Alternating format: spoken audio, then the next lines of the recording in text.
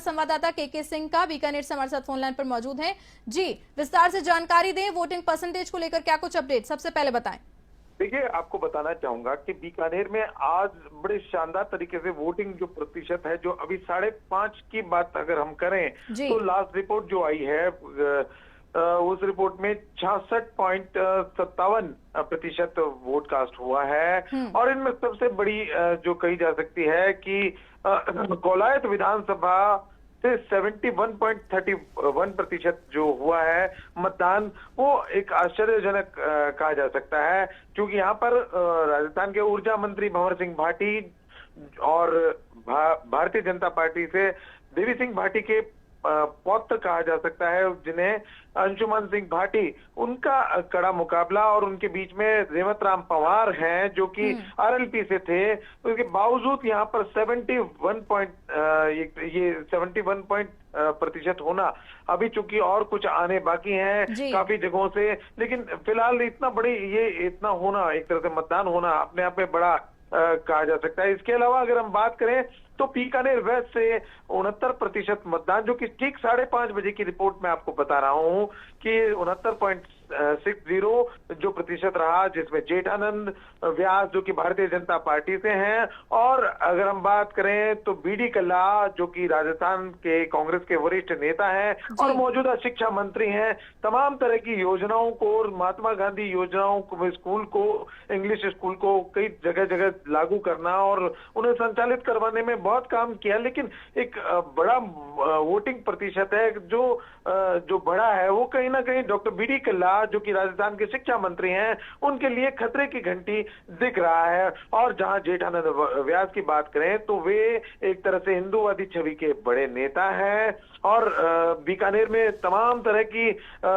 हिंदू जागरण मंच के द्वारा रैलियां रामनवमी के अवसर पर, हिंदू नववर्ष के अवसर पर करवाते आए हैं, क्योंकि उनकी पॉपुलैरिटी कहीं ना कहीं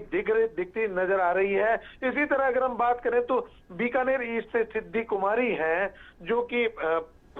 भारतीय जनता पार्टी के प्रत्याशी हैं, चौथी बार प्रत्याशी हैं, और इस बार उन्होंने ये कहा जा सकता है कि भारतीय जनता पार्टी से उन्हें फिर मौका दिया गया है। लगातार विधायक हैं, अब तक कोई भी नहीं जीत पाया है। यही मौजूदा अगर हम बात करें कांग्रेस के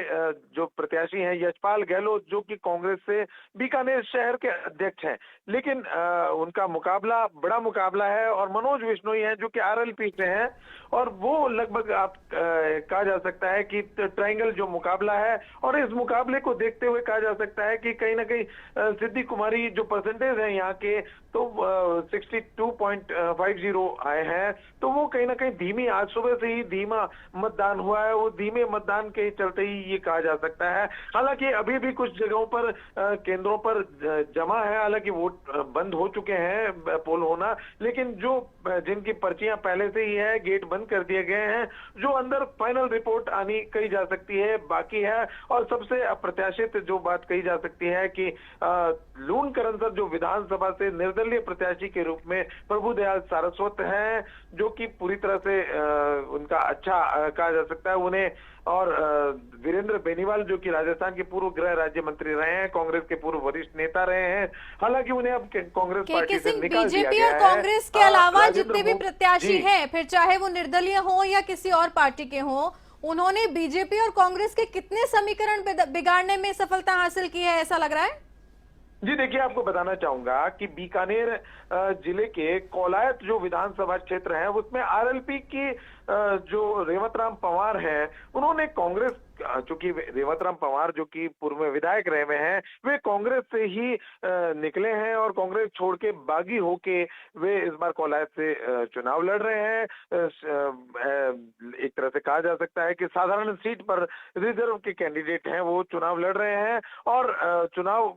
ऐसा माना जा रहा है कि देवी सिंह भाटी के जो पौत्र हैं अंशुमन सिंह भाटी और भंवर सिंह भाटी, जो कि भंवर सिंह भाटी कांग्रेस से हैं, तो कांग्रेस के वोट प्रतिशत हैं वो समीकरण बिगाड़ते हुए कहीं ना कहीं नजर आ रहे हैं। इसी तरह अगर हम बात करें तो वीरेंद्र बेनीवाल हैं जो कि लून करनसर विधानसभा से हैं, वे इस बार निर्दलीय चुनाव लड़ रहे हैं, तो बड़ा एक तरह से कहा जा सकता है कि परसेंटेज को भी फर्क पड़ा है तो कहीं ना कहीं समीकरण भी बिगाड़ते हुए नजर आ रहे हैं। इसी तरह अगर हम बात करें श्री डूंगरगढ़ से बात करें तो सीपीएम के मौजूदा विधायक हैं गिरधारी लाल मैया और प्रीति शर्मा जो कि निर्दलीय हैं, तो निर्दलीय वे भारतीय जनता पार्टी से ही गई हैं और वे भी इस बार ठीक है केके सिंह, तमाम जानकारी के लिए आपका बहुत बहुत धन्यवाद। तो ये थे एवन संवाददाता केके सिंह हमारे साथ फोन लाइन पर जुड़े हुए थे बीकानेर से, जिन्होंने विस्तार से हमें जानकारी दी वोटिंग परसेंटेज को लेकर।